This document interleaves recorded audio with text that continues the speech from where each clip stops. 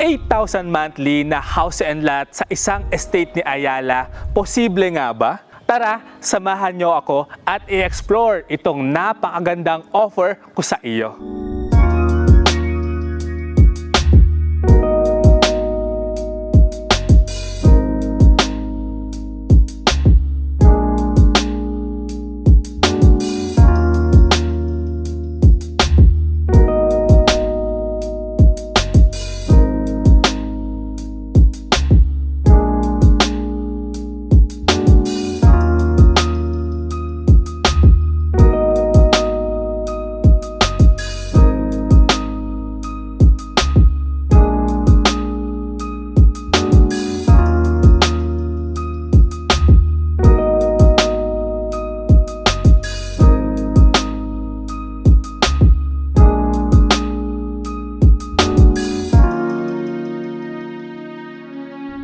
Hello guys, good morning. By the way, this is Renz Pagiligan, the Estate Savvy, your senior property specialist here in the South.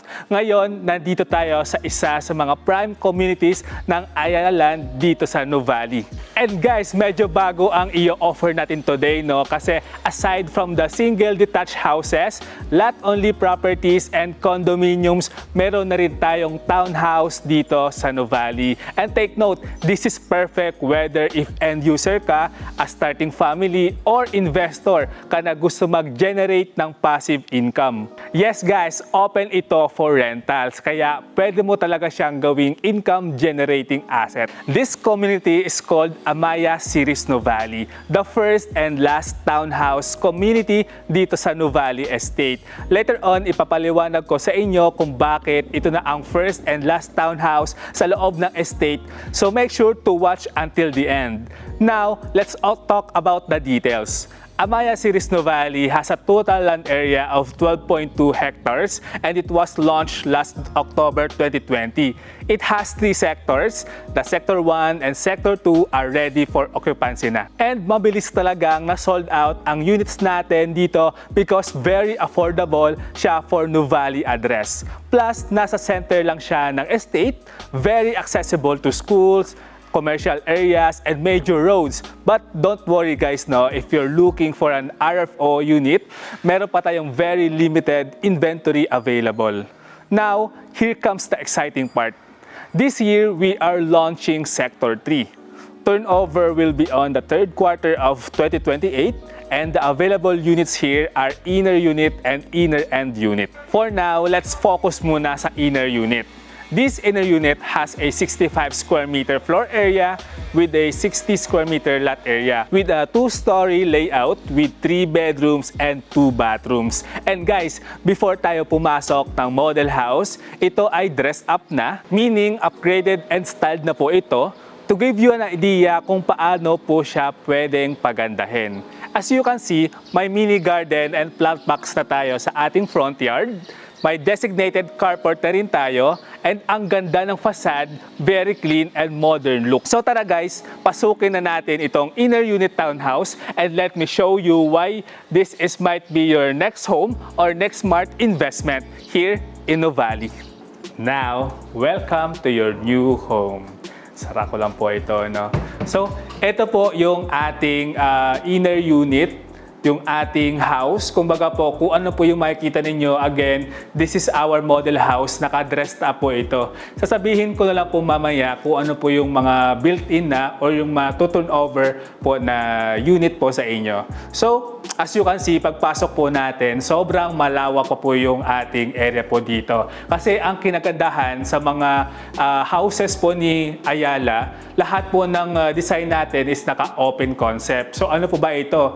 As you can see, wala po tayong divisions. Kumbaga, kitang-kita po ninyo yung lawak ng ating area. Kumbaga, you have the freedom or malaya po kayo kung ano po yung gagawin ninyo sa loob ng inyong house. So dito po, pagpasok natin ng door, yung bubungad po sa atin is yung ating malawak na living area. As you can see, dito po yung ating sofa kung saan po tayo pwedeng mag-bonding or mag-welcome ng ating mga visitors, guests. And yung sa tapat po natin, doon naman yung ating TV. Pwede pong lagyan ng mga cabinets. Yan po, as you can see, malawak pa po siya. And dito po sa baba ng stairs natin ay pwede pa siyang lagyan ng for storage. So dito sa model house natin, nilagyan po natin ng eto po, para storage box po siya, pa-cabinet. So in this side naman, ito po yung ating dining area.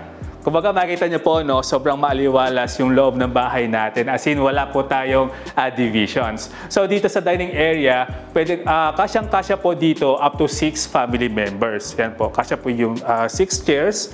And dito sa side naman natin ito po yung ating kitchen. So dito, ano ba yung built-in natin? So ito po, for deliverable or button over yung unit, kasama na po itong kitchen countertop tsaka lower cabinet. So yung in-improve po natin dito, no, is naglagay tayo ng upper cabinets, ng range hood, tsaka ito pong ating lutuan.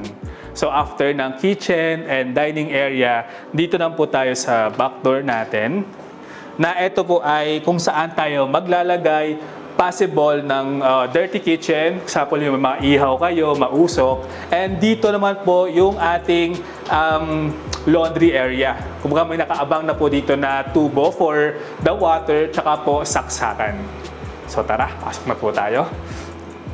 And in this side naman, dito po located yung ating toilet and bathroom. So ano naman po ba yung mga built-in dito, no?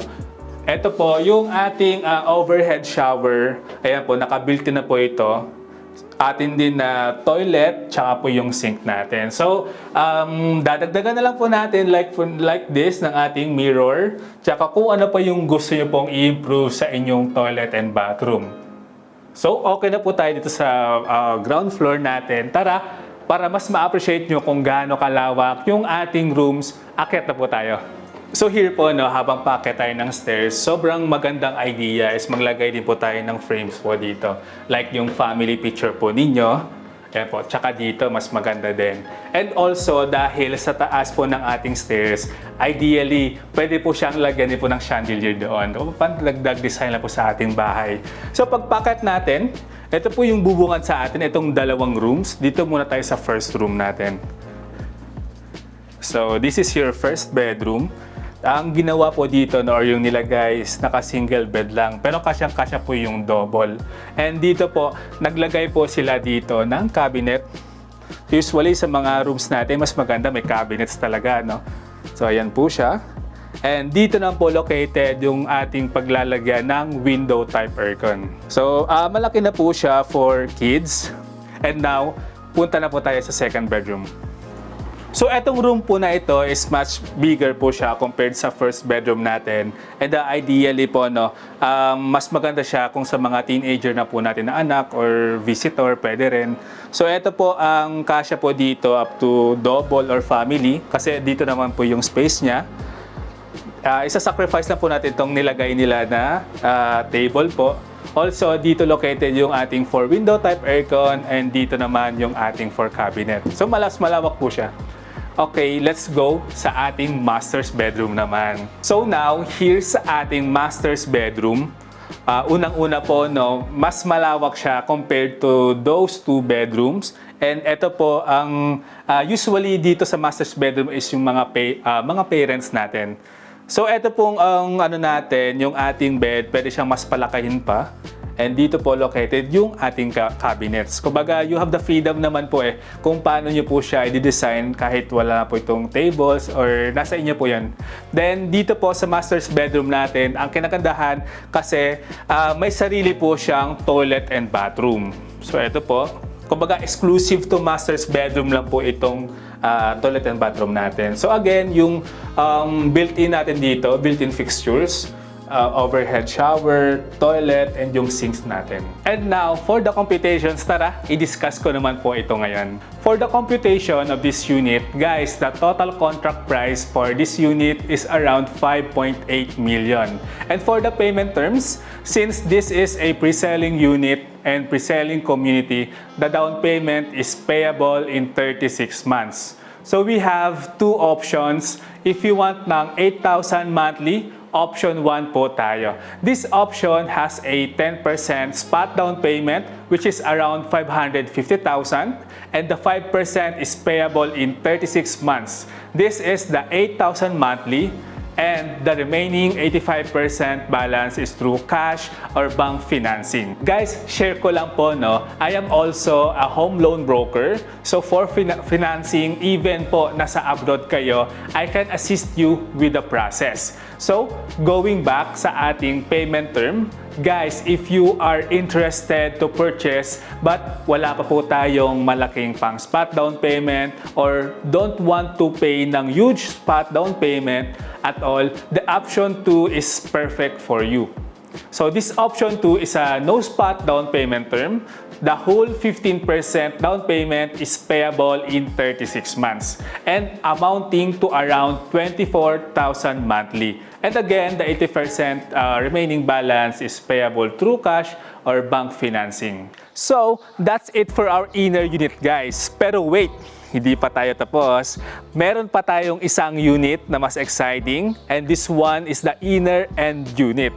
So ano ba yung difference niya? This is already a single attached, meaning isang side lang po yung naka-attach. So mas may privacy ka, mas may space ka, mas premium ang dating niya compared sa regular inner unit. So for the inner end unit, the floor area is 65 square meter, same as the inner unit. And yung lot area niya is 85 square meter. Yes guys, mas malaki ang lote nito. So imagine, same house size, but bigger lot cut. Mas flexible ka sa paggamit ng outdoor space ninyo. This is also a 2-story home with 3 bedrooms with 2 bathrooms. Now, take note guys, itong model house na ito is deliverable finish. Meaning, kung ano ang makikita ninyo mamaya sa loob, yan na mismo ang maibibigay sa inyo upon turnover. No guessing, no imagination needed. Exactly what you see is what you get. Before tayo pumasok, check this out. May 1 carport na. May additional side space tayo na perfect for dirty kitchen, laundry area, or a mini garden. This extra side space is actually one of the biggest advantages of getting an inner end unit. So if you want more breathing space, more privacy, and more flexibility, this might be the better option for you. To fully appreciate the layout and finish, tara guys, pasok na tayo.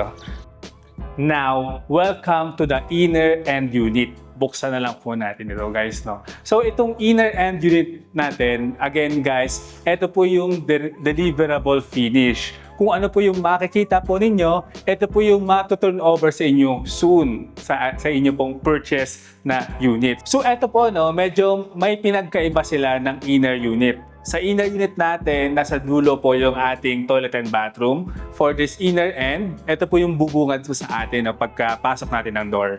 So, andito po yung ating toilet and bathroom. Ipakita ko po sa inyo kung ano po yung ma-deliver and yung mga built-in fixtures natin. So, again, meron tayong lavatory, sink, meron din po tayong toilet, and ito po yung ating overhead shower. So, ano po yung nakikita po ninyo, ito po yung ma-deliver din, same po lang sa inner unit. So after this toilet and bathroom, ideally, dahil sa space po nito, dito naman po yung ating living area. So obviously, dito yung ating sofa. And doon naman po yung ating TV or storage. Pwede rin po nating lagyan ng mga cabinets. And also, katabi ng ating living area, dito naman po yung ating dining area. So malawak din naman po siya.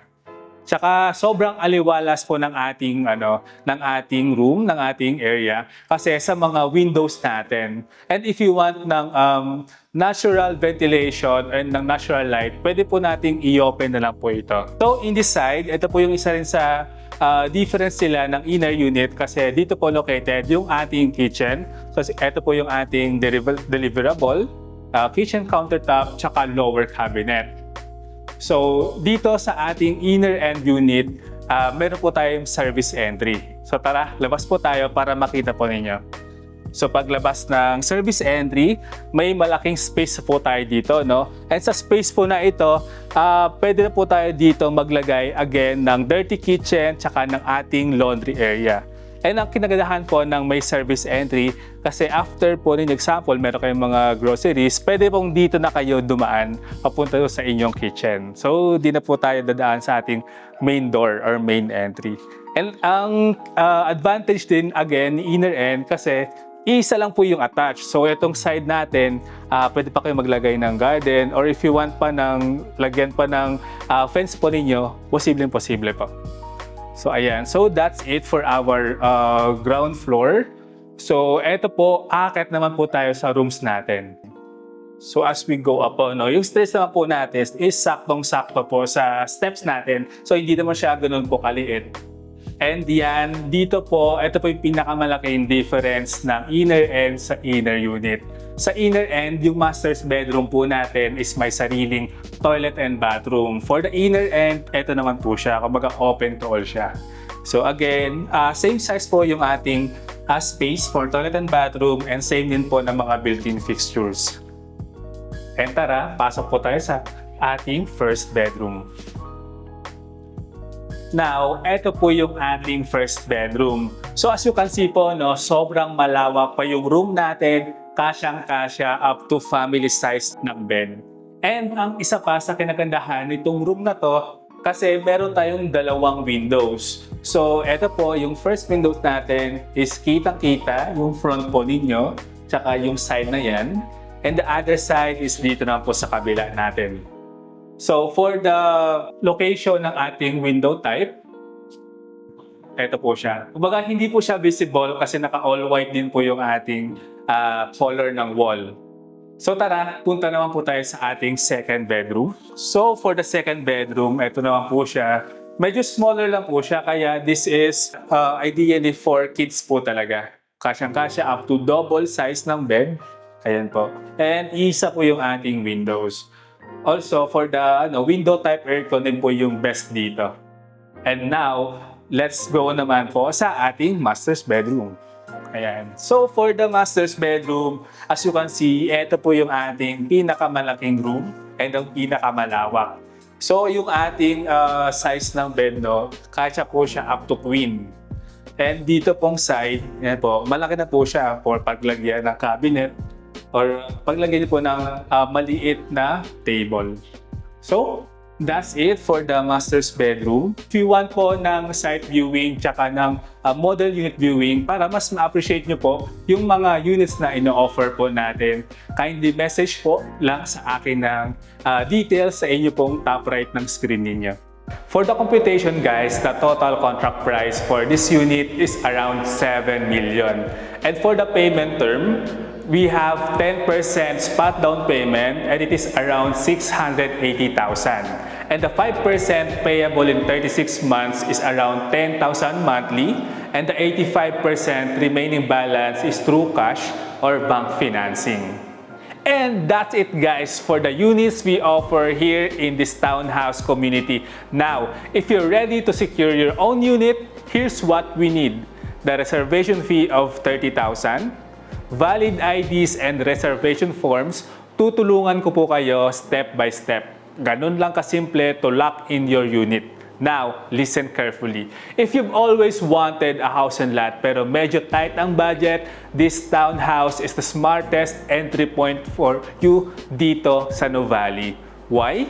Because the price of this townhouse is almost the same as a studio type condo or a lot-only property here in Nuvali. But here, you already get a 2-story house with 3 bedrooms, landed, titled inside a master planned estate. So habang may available units pa, today is the best day to invest. Hindi po pababa ang presyo ng lupa dito.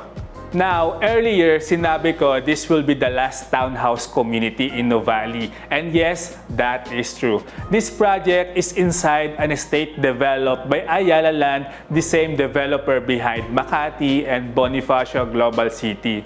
We all know the track record, high-quality master planning, strategic growth, strong property appreciation over time. Dito pa lang sa Nuvali, kita na natin how lot values have increased over the years and because landed properties inside Nuvali are in very high demand, mauubos at mauubos din ang supply. Once sold out na ang mga landed developments, the next offerings will most likely be condominiums na.